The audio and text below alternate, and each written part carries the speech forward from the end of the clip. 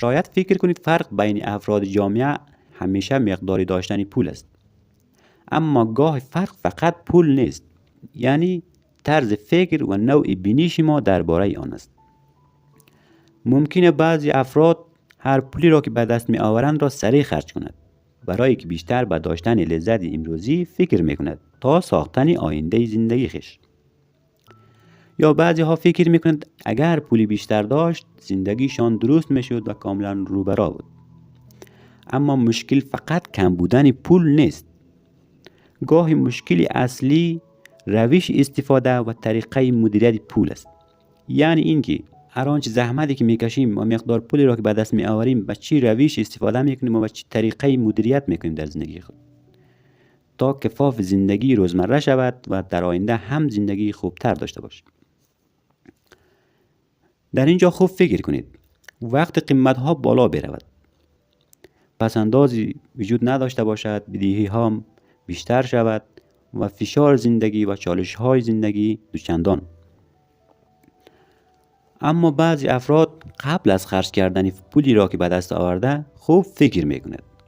آنها فقط برای امروز زندگی نمی کند، بلکه برای آینده تصمیم های مهمی میگیرد تا در زندگیشان تحولات مثبت ایجاد شود و برنامه های بلند مدت و کوتاه مدت برای زندگی خود دارد.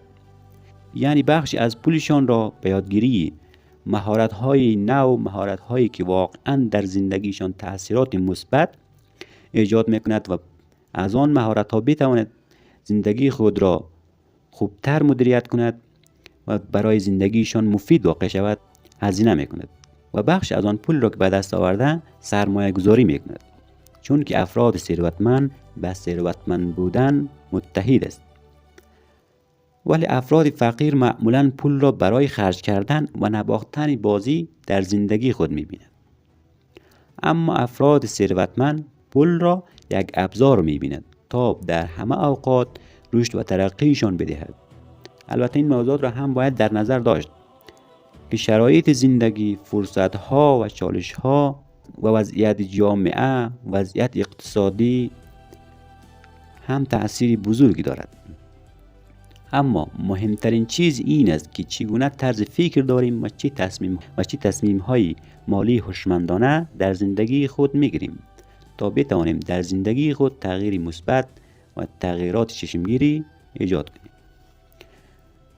دوستا، ثروتمند شدن فقط داشتن پول زیاد نیست، بلکه یاد گرفتن مدیریت پول و شیوه برخورد ما با آن است. درسته که گفته بعضی ها زندگی خرج دارد، ولی بعضی ها پول را خرج می کند. اما بعضی ها با خرج کردن پول را رشد می دهد. در اخیر امیدوارم شما از آنهایی باشید که با خرج کردن پول را رشد داده و زندگی خود را سر و سامان ببخشید. و برای حمایت از ما کانال نبض اقتصاد را حتما دنبال کنید.